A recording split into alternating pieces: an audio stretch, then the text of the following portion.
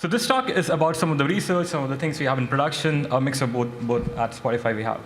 And this is especially focusing on marketplace. So we're going to dive deep into what marketplaces are, present like some research we did on balancing of relevance and fairness in terms of recommendations, and then dive deeper into like multi-objective contextual bandits. Now this is about 97 slides, and I have around 20 minutes. So I'm going to rush through a lot of these. In case you doze off in between, there are like these yellow boxes with red text. So I mean, if you doze off, just come back and look at those, and then you'll kind of get a summary of what we are talking about. So I finished my PhD from UCL. I was with Microsoft Research, and then I tried to start up a company. Ended up not doing anything for after 6 months. I worked on machine learning for marketplaces and some other things.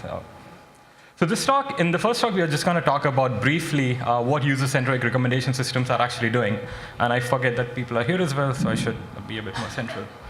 Oh yeah, we have a screen here. So in the second phase, we're going to talk about like how do you go from a user-centric system to a system which optimizes for multiple metrics. Now, some of these multiple metrics could just be relevance or some sort of fairness across representations. And in the third part, we're going to talk about multi-stakeholder, multi-objective bandits. So this is going to be rushed. The slides are there, the link are there. I just want to present some brief overview of some of the work people have done in the last 6 to 7 years. So when you start talking about recommendation systems, most of the recommendation systems have been developed keeping the user in mind, that the user is the core user and he's the main stakeholder. So we're going to optimize for the user. We're going to measure the user metrics. And so we started with like collaborative filtering. Then we went on to realize that, oh, instead of a matrix, I could add in more factors and make the matrix a tensor. So there's a lot of work around like tensor factorization and how can you incorporate additional information. This is some work which we did on user, topic, tensor, and task. So you can kind of create these tensors, you can combine them with matrices, and do joint decomposition and learn these representations. You can also start working with latent variable models. So this is like a paper which came out in 2003, David Blee's group, the basic LDA. Now a lot of PhD students like me have used that model to kind of finish our PhDs. So basically what that does is that you can cast your intuition behind a problem in a latent variable model and then use these approaches to solve these models. So basically, a bunch of these approaches have come in the past few years wherein you can kind of cast your problem as a latent variable model and then solve it. One of the nice papers around this is a Rex's 2015 paper mentioned over here. Then people started saying that, oh, there is this nice word-to-vec paper from Thomas Michelov in 2003, so then we can use that to kind of generate these user representations, maybe. So then you can embed the user, you can embed user with side information, and you can kind of do some joint embedding between users and items. So now we have these collaborative filtering approaches, we have these neural approaches. The next obvious thing to do was have neural collaborative filtering. So there was this nice paper in 2017 which kind of combines the two, that you can learn these embeddings and also do collaborative filtering in the same model. And that was kind of giving some decent results back then. So there are also variants of recommendation styles, like you can do some short-term, long-term profiles, like how long back do you want to go in the history to learn the representation of a user. Cold start versus cohort-based, multi-view, multi-interest models, like a user can have multiple interests, so can we capture that in the model? And also multitask learning, which the Google talk at the start was also talking about, that you can kind of train a model to do multiple tasks. There's a very nice KDD paper last year. KDD was in London. So there was a very nice paper on like how do you do these multitask learning in e-commerce tasks. In general, this is like what the scope looks like right now, that there's like a lot of problems, a lot of like nice models, combining graphical models, combining latent variable models, neural models, but what do they all have in common? So this is the yellow thing I was talking about. So if you've been sleeping, just pay attention now. So what do they have in common? The main thing is that they have been mostly user-centric focused, that all they're doing is that I care about user-centric metrics, I care about user representations, I care about how happy my user is. So this is what the current scenario looks like, that traditional recommendation has been user-centric, and they're optimizing for metrics, they're also measuring all these user metrics, looking at user behavioral signals, and kind of optimizing for that. There's a nice tutorial at Wisdom last year from Munia and others. So Munia is my current manager, so there's a disclaimer there. But it's a super nice tutorial which kind of gives nice overview about metrics and user engagement and how we can think about it. But now we start getting into like, okay, what are the recent, these billion-dollar unicorns coming up in the internet industry? So now these are not just recommendation systems. These are not just user-centric systems. These are marketplaces. So a marketplace, by definition, is an intermediary which helps facilitate economic interaction between two or more agents. So now we have marketplaces. I mean, Amazon, the talk by Amir a few minutes ago was talking about a marketplace for machine learning models. So we have Uber, we have Airbnb, we have Netflix, we have eBay. A lot of these companies are marketplaces. Now on Uber, you have to have a driver and you have to have a rider. So the model is trying to connect the two sides together by keeping both the sides happy. So if you talk about Spotify, then we also are thinking about ourselves as a marketplace. In our SEC filing, our CEO kind of explicitly mentioned to investors that we are planning to be a marketplace. So the role a marketplace would play there is that we are trying to connect artists and fans together. So when you start thinking about marketplaces and recommendation models over there, then you're kind of in this dicey scenario that I have my user who I want to kind of keep happy always, but I also have these other business stakeholders who I want to keep happy. These may be advertisers, these may be artists, these may be campaigns or campaign providers, or they may be the platform itself. Like Netflix wants to make money from the recommendation it shows to you. So when you have these stakeholders, then instead of just optimizing for one metric, you have other metrics which you optimize for. So you can have like exposure, audience growth, revenue, long-term value, diversity, in terms of each stakeholder could basically come in with like their set of metrics. And now it's the job of the recommendation model to kind of optimize for each of them together and try to make everybody happy. So now this is a complex problem in itself, and this is why we're going to kind of have this talk. So what would a recommendation strategy look like for, let's say, this is the homepage of Spotify. So now we have these pool of playlists which we can kind of show to a user. Now, if I'm just looking at a user-centric system, then all my model is going to do is try to come up with one model which optimizes one metric. So I want to minimize the dissatisfaction of the user. That's just one metric which my model cares about. What I can do now is that because user-centric model does not optimize for multiple objectives, so now instead of just users, I can think about these different stakeholders. And the different stakeholders could be the user, it could be the artist for Spotify, the drivers for Uber. I don't know where I picked this image from. I think this is the host for or Airbnb. It could be the business itself. And also, like if you're looking at Uber Eats, then you're not only optimizing for the restaurant and the user, but also the driver who is delivering the food to the user. So in general, I mean, this is what a multi-stakeholder platform looks like. And now this recommendation strategy would be that instead of a one function which optimizes for f of pi 1, now we have to think about this function which optimizes for multiple metrics. This is just a kind of a pictorial way of just going from a function of one objective to a function of like multiple objectives. So this is what it looks like going from f of just pi, we have like different objectives, and each of the objectives come in from different stakeholders as such. So how do we go about solving these problems? So in general, finding the optimal solution requires satisfying multiple objectives. Now this is where these a lot of like 3 or 4 decades of work has gone into like optimization, joint optimization, convex optimization, and people talk about these Pareto optimal fronts. So Pareto optimal front is, now it's the time for me to use the screen lighter. So basically, a Pareto optimal front would be a front wherein you are kind of optimizing all the objectives, and you won't, at this point, kind of get any one objective better without hurting the other objective. So on this, if you're walking on this front, then you cannot optimize better for objective 1 without hurting the second objective. So ideally, you're looking for these Pareto optimal fronts in this n-dimensional space, that I'm at the right front that I cannot do better without hurting anybody else. So I mean, a lot of these aliases have come up. Like we are going to focus on multi-objective optimization as such. So this is where the motivation kind of ends, that we're going to go from this world of user-centric optimization to multi-objective optimization. Now, if we have to do multi-objective, let's start small. Let's just go from a user relevance model to relevance and fairness together. So this is the work which we did, which was published as SICM last year on towards a fair marketplace. How do we trade off between relevance and fairness?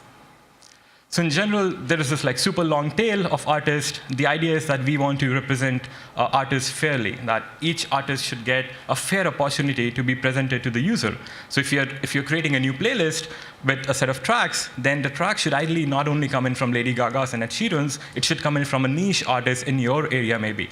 So that's what we want to do. Like we want to optimize for fairness as well as relevance. So this is, again, a pictorial view of the same thing. We define relevance based on some sort of embedding similarity. Satisfaction is like some metric. I'm not going to focus on these. Fairness, now, if you start talking about fairness, and people get like really annoyed, because how you define fairness? I mean, there is no right way to define fairness, because fairness might mean differently for different people. And there is like a lot of work at FabStar community, at the ICLML community. There is this very nice talk wherein like 21 definitions of fairness have been talked about. If you haven't, then go back and refer to these. We're going to look at something relatively simpler. So there is this nice mathematical function which gives us this group fairness. So the idea over here is that, let's say I have 3 groups of artists. And if I select 4 tracks in a playlist, if I do them from a single group, then my value is going to be less than my value if I select from multiple groups. So all this function is saying that if I optimize for this function, my playlist is going to create a playlist from multiple groups of artists. So it's just a representativeness score, that if you have multiple groups, then optimizing for this would give you things from all the groups rather than picking you things from a single group as such. I mean, this is also, I can point out like 10 different flaws with this function, but just let's go with this for now. So when we use this, now what you can do is like, so we have this relevance, we have this fairness defined, and now let's start creating these recommendation policies.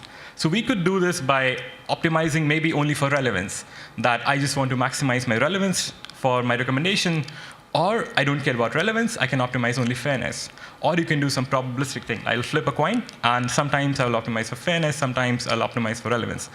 Trust me, Spotify does not do that to you, so it's just like theoretical. So in general, we can also start trading off, that for some users, maybe I want to optimize more relevance, more fairness, we can trade them off. If you start talking to product people, then they're going to say that, look, I don't want to impact relevance that much. So they're going to start providing constraints that I'm happy for you to optimize for fairness as long as you guarantee that the relevance will not tank below 0.8. So now the moment they provide this threshold, then you are venturing into this constrained optimization framework that I want to that I want to optimize a function with some constraints. So now you have a new constraint optimization problem which you can solve. Interestingly, we also want to leverage this user tolerance estimate. So the idea is that some users may be more sensitive towards certain type of music, and some may not be sensitive. Like as a user, I've been using Spotify for like 7 years, and no matter how shitty recommendations I get, I'm just going to stick around. I'm not going to go to Apple Music. So what we can do is that we can, and it's not because I'm at Spotify, it's just like I love the recommendations.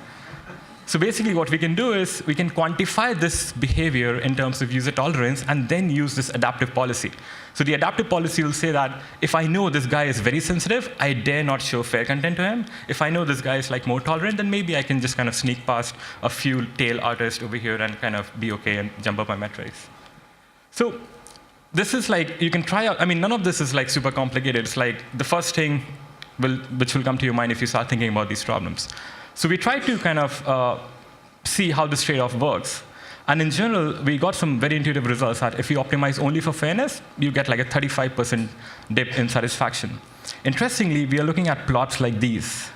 That this plot over here says that I'm going from fairness to relevance, and if I'm here at this point, at this inflection point, then I'm getting decent gains in fairness without much loss in satisfaction. So this is what we are looking for, that I'm looking for regions which would give me minimum loss in satisfaction, but enough gain in fairness estimate. So this is like a very nice plot for us to kind of see and feel happy about. Skipping a bunch of these, in general, what we found out was that among all the policies, adaptive policies, which take into account users' affinity to fair content, they kind of perform best. Again, skipping these, adaptive policies perform best. So if you've been sleeping, here is this like yellow box again, which says that we should start thinking about multiple optimizations, because the moment we went from a user-centric system to a multi-stakeholder model, we saw that we can get gains without hurting users that much. And in general, there is benefit in considering this user tolerance type estimates. So this is where we're going to go from this world of two metrics. We started with just users. We went to a world of user and fairness. So this fairness was coming in from the artist perspective. And now we are going to go talk about what does a multi-objective model looks like. So this is some work which we did with my intern last year, Nyanan. He's a PhD student at Imperial. This is multi-objective linear contextual bandits. This paper is still under review. If you're one of the reviewers of this paper, it's an awesome paper. You should totally accept it. So this is what we are looking at. We are trying to, on the homepage of Spotify, we have a set of playlists, and we want to pick up one playlist. But we want to make that decision by taking into account multiple objectives. And the way we do that is, again, the same plot, because I spent a lot of time drawing it. But what could this function f be? This is what we are looking at. What ideally could this function be?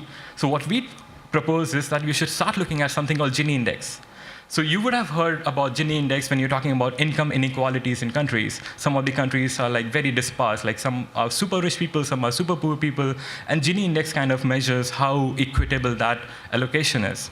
So what we instead do is that if I have multiple metrics, I'm going to put those metrics into my Gini function and optimize for that. And I'll let my Gini function take care of equal allocation to these metrics as such. So this is nothing but an ordered weighted averaging, that if I have multiple metrics, then Gini function optimization is going to take into account that these are optimized equally as such. The way we do that is by defining a bandit model. So you need a lot of precursor to it, and I just have 3 minutes. So I'm going to say that, trust me, that we have a contextual bandit model in production on the Spotify homepage. So if you go to Spotify home with the default tab which opens up, so we have 100% traffic. All the users are being served by a contextual bandit model. So in the bandit model, we have these ARM selection strategies. Basically, what it boils down to is that, again, I have a group of playlists I can pick anything from, and the decision is made on this strategy A, which we want to learn. So that's the goal, find the best ARM selection strategies based on multiple objectives. What you're going to do is, for each round, for each user session, whenever he opens the app, he or she, what we're going to do is we observe a lot of these contextual features. So we get these features from the user. We then observe a reward. So maybe we decide to show this playlist. The user may stream this playlist or may not stream. He may save a song. He may not save a song. So based on this, we observe some feedback. So we use this feedback as linear reward. And then, because we are looking at multiple objectives, so we are looking at vectorial feedback. So ideally, if it's just user satisfaction, then I could say that whether or not the user is happy. But because we are looking at multiple objectives, so we have this vectorial feedback. We have feedback in the form of a vector. And if we knew what it was, then we could have just done a full sweep and found other parameters. But since we don't, then we do something which is inside this red box. So this G over here was the Gini index function which we were talking about. And what we do is, so the function f, which was f, pi1, pi2, pi3, we finally optimize this over here. And this is this G, the Gini function, which we previously talked about. So once you do that, this is what it looks like. And I'm going to skip some of these details. I've written some explanation here, which you cannot read possibly in the next 2 seconds. So we do this, that, and we update the parameter. I'm sorry, it's just I have this timer ticking over here. I'm happy to answer these questions later on. But basically, a summary would be that we observe reward, we kind of update the model using gradient descent. We're optimizing this function, which we said is the function Gini index we care about. And then we kind of update the model based on the feedback. But the important question is, is it going to work? So the first set of results is something which you might not care about, because a lot of these ICML papers care about theoretical regret bounds, and me and my intern spend a shitload of time just kind of coming up with these bounds, which none of my product managers cared about. But interestingly, we got some really exciting offline results. So what we did was, so now you're looking at a multi-objective scenario. Now, some of these objectives could be user satisfaction. Some of these could be business metrics. Now, for a moment, assume you don't give a shit about marketplaces at all. So if you only care about user happiness, then this result shows that if you're only optimizing for multiple satisfaction metrics, then you're going to get much better performance. So if you have 4 satisfaction metrics all caring about the user, then multi-optimization of all the 4 metrics perform better for each of these metrics separately as well. So this is like the same plot, like different plots 4 times just to show that it works. But again, this is like your takeaway, at least in this part, that optimizing for multiple metrics performs better for each metric rather than optimizing only for that specific metric. So there is like a very, very important takeaway here that if you are not a marketplace, still you should optimize for multiple satisfaction metrics. Because these metrics help each other out. So there's like a structure in these metrics, which I'm not going to go into detail of, but take my word for it. Then we can start adding these competitive competing objectives. Again, skipping a few details. But the basic takeaway is that it's not a zero-sum game. That it's not that in order to gain business metrics, I have to hurt users. So there are like win-win scenarios possible. That you can get gains in business metrics without hurting users as much. So what you can do is like imagine increasing the pie itself. That some users really want to listen to female artists. So just find those users and push female artists to those users. So by increasing this pie, you can kind of get gains in both the business metrics and user satisfaction metrics. Finally, the way of doing multi-satisfaction, multi-objective, that matters a lot. Because if you have 4 objectives, the simplest thing you could do is create a single objective, which is a weighted combination of these objectives, and just optimize for that. We tried doing that. We tried a bunch of other things as well, and none of them kind of gave that good results. So again, like how do we do this multi-objective? That matters much as well. So there is there's this takeaway here that if you're doing multiple objectives, then come and look at our paper and do it in that way, and then cite us. So that's like a takeaway we have, that optimizing for multiple interaction metrics is better, not only for a marketplace, but also if you're just looking at and just focus on the user itself. And it's not necessarily a zero-sum game, that you can get gains in both satisfaction and business metrics. So you can increase the pie, target it in the right way, and do better at personalization, as well as like in the marketplace sense. And how do we do multi-objective? That matters as well. In the last 30 seconds, yeah, that's the same thing we talked about in like some quick. So in general, at Spotify, we do care about academic researchers and like people outside, because I was a PhD student 2 years back, and we didn't have a lot of data to work with. So what we've been doing in the last 2 years is releasing public datasets. So this is a dataset wherein we release 1 million user-generated playlists and a lot of metadata along with it. We also, in this Wisdom Cup, earlier this year, we released 1 billion playing sessions. So a lot of times, the public datasets don't have user feedback in. So we release like 1 million sessions wherein like users' behavior is also present. So there's this very nice dataset around there, which you can kind of play around with and kind of do your research with. And finally, thank you. You can reach out to me.